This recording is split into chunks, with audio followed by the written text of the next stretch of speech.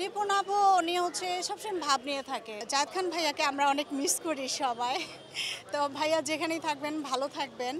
আর আমরা শিল্পীরা যারা আছি আপনাকে আমরা সবাই খুব মিস করি। আপনি বাংলাদেশে আসেন, আবার সামনে চলচ্চিত্র শিল্পী সমিতির নির্বাচন হবে, আপনি আবার আমাদের সেই সেক্রেটারি হবেন। তারপরে হচ্ছে আমাদের এখন কোনো সমস্যার মধ্যে থাকলেও না অনেক সময় অনেকে পাওয়া যায় না।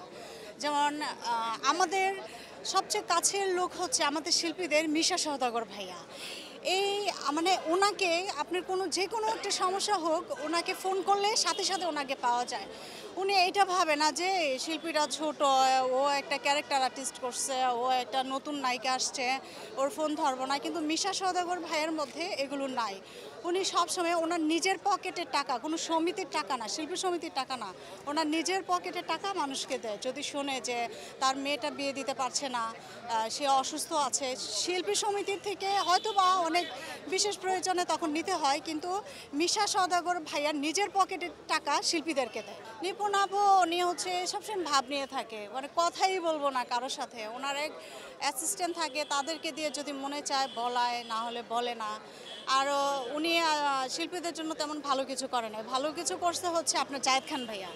জায়েদ খান ভাইয়াকে আমরা এখন অনেক মিস করি। আমাদের চাওয়া তো অনেক বড় যে সবাই যাতে আমাদের পাশে থাকুক, যারা আমরা জুনিয়র সিনিয়র সবাই মিলেমিশে একসাথে কাজ করতে পারি, সবাই একসাথে থাকতে পারি, সেটাই তো অবশ্য হওয়া উচিত। আমাদের তো আশা অনেক বড়, এখন বাকিটা তো তাদের ইচ্ছা এবং উপরওয়ালার ইচ্ছা। কি স্বপ্ন দেখছেন ভবিষ্যতে, বা আপনি কিভাবে এগোতে চান এখন চেষ্টা করতেছি, এখন তো একটু মানে ড্যামের দিকে আছে, চলচ্চিত্রের দিকে তেমন একটা ছবি হচ্ছে না। যা দুই একটা হচ্ছে সাকিব ভাই করতেছে, বা যারা এখন স্টার আছে তারা করতেছে।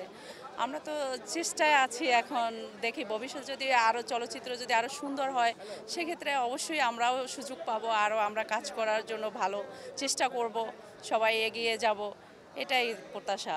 হ্যাঁ, আশা তো সবারই থাকে, আশা তো অবশ্যই আমারও আছে, প্রতিটা শিল্পীরই থাকে যে একটা স্টারের সাথে ছবি করার জন্য। এখন বাকিটা তো ভবিষ্যতে দেখা যাবে কি হয়। স্বপ্ন লালন করছেন? হ্যাঁ, অবশ্যই স্বপ্ন লালন করছে।